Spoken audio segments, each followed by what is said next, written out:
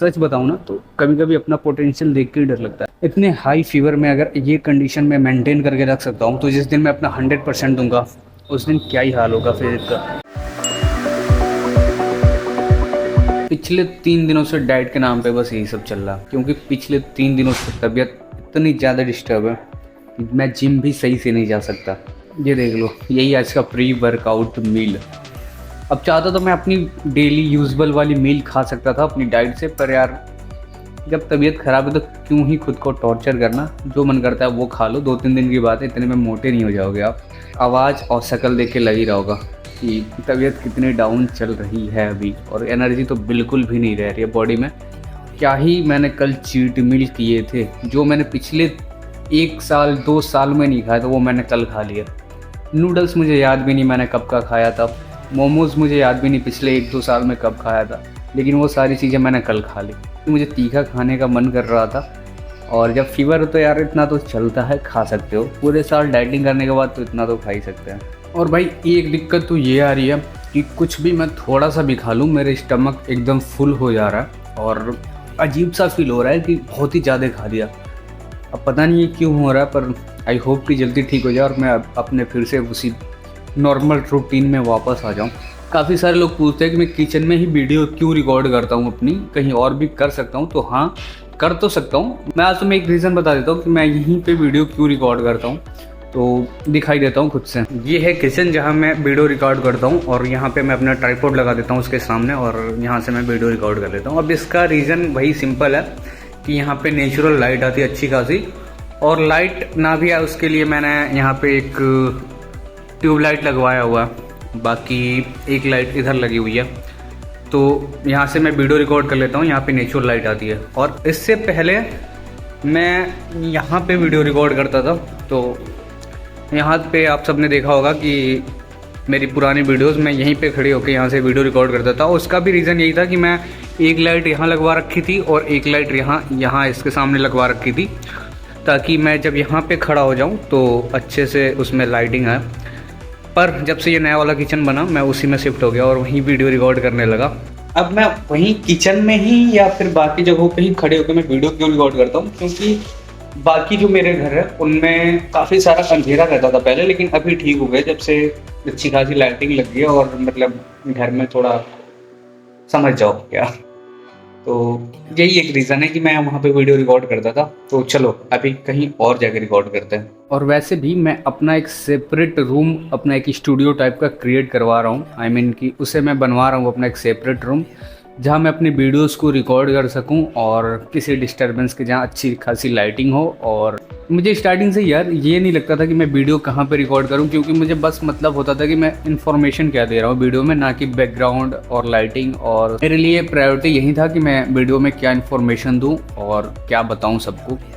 Video quality उतना matter नहीं करता, हालांकि वो टाइम के साथ सही तो हो जाएगा, पर फिलहाल के लिए ठीक है। अगर आपको समझ आ रही है मेरी बात तो फिर ठीक है, इन्फॉर्मेशन लो उस वीडियो से, उसको समझो, उसमें जो नॉलेज है उसे गेन करो।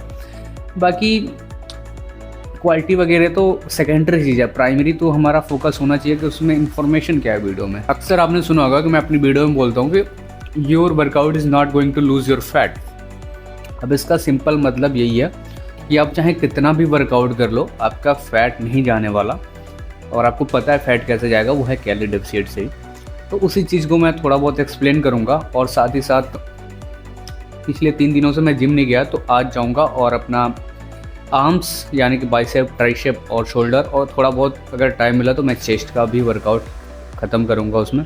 तो बस वही दिखाऊँगा आज, क्योंकि तबीयत सही नहीं है और लेट भी हो चुका है काफ़ी, तो शायद जिम बंद ना हो जाए, तो जल्दी निकलना पड़ेगा। इसे ख़त्म करने के बाद मैं जाऊंगा और एक लूँगा रेड बुल, क्योंकि एनर्जी डाउन है। और आज मैंने कॉफ़ी भी नहीं पी अपनी, जो मैं डेली पीता हूँ।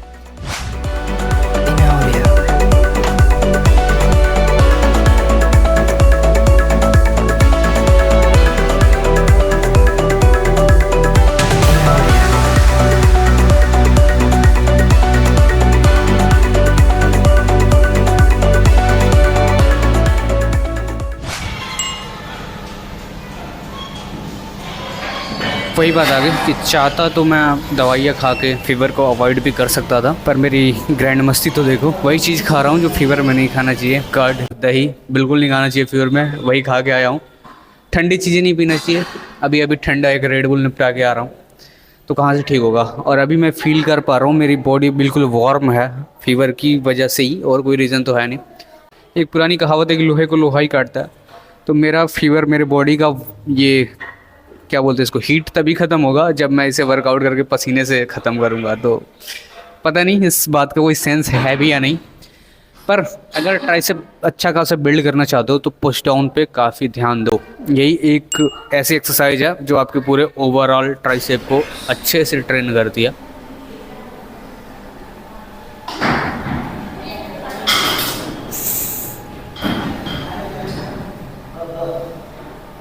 जिस चीज़ के बारे में बात कर रहा था कि your workout is not going to lose your fat, मेरा कहने का मतलब क्या है कि मैं अक्सर लोगों को देखता हूँ जो 1-2 घंटे वर्कआउट करते रहेंगे, इसलिए कि जितना वर्कआउट करेंगे उतना फ़ैट लॉस उनका होगा।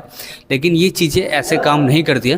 जो बंदा या जो इंसान मेरी वीडियोस पहले से देखते हुए आ रहा है उसको पता होगा कि बॉडी कैसे काम करती है, हमारी कैलोरी बर्न कैसे होता है और फैट लॉस कैसे होता है, ऑफ कोर्स कैलोरी डेफिसिट से। अब ये जो भी एक्सरसाइज हो गया या कार्डियो हो गया, ये हमारी नीट और ईट की कैटेगरी में आ जाती हैं, जो कि नॉन एक्सरसाइज एक्टिविटी थर्मोजेंस और एक्सरसाइज एक्टिविटी थर्मोजेंस। इन्हीं दो चीज़ों की कैटेगरी में जो भी आपकी फिजिकल एक्टिविटी होगी पूरे दिन की, जस्ट लाइक आपका कार्डियो या आपका कोई फिजिकल एक्टिविटी करना या वॉक करना, ये सारी ईट और नीट की कैटेगरी में ही आएगी, इसके बाहर कुछ नहीं आएगा।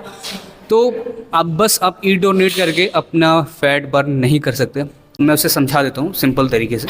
सपोज़ आप 2 घंटे 2.5 घंटे वर्कआउट करते हो और कितनी कैलोरीज बर्न करोगे, 200-400, इससे ज़्यादा नहीं होता है, क्योंकि वर्कआउट में बहुत ही मिनिमम कैलोरीज बर्न होती हैं, कार्डियो से भी कम होती हैं। आप भले ही कितने भी गर्मी में कितने भी पसीने भीग के कर लो, लोगों की ये मेंटलिटी है कि जितना पसीना आएगा उतनी कैलोरीज बर्न होगी, उतना फैट लॉस होगा, बल्कि ऐसा बिल्कुल नहीं है।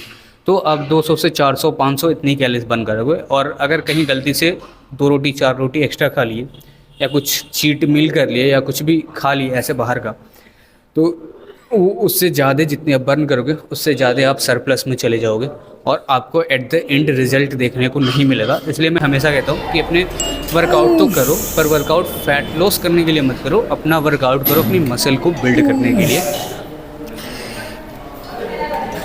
अपना एक एग्जांपल लेके बताता हूँ।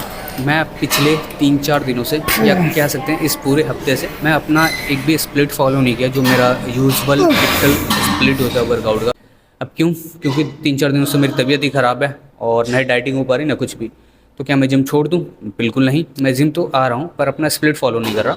मैं बस ये ध्यान रख रहा हूँ कि मैं पूरे हफ्ते में ये पूरा वीक ख़त्म होते होते मैं अपने हर एक मसल को 2 बार ट्रेन कर पाऊँ। कल मेरा फीवर था, फिर भी मैं कल जिम आया था, तो कल मैंने बस थोड़ा सा बैक लगा लिया था, तो मेरा बैक भी 2 दिन तक हो गया है ट्रेन। तो यही छोटी छोटी चीज़ें अप्रोच रखो और स्मार्ट तरीके से ट्रेन करो, आपका हेल्प होता रहेगा।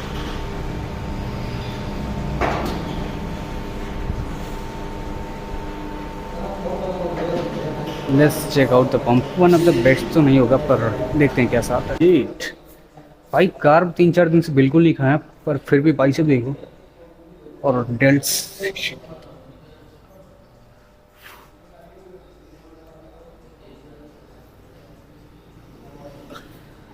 उतने तो नहीं अच्छे पर फिर भी ठीक ठाक है।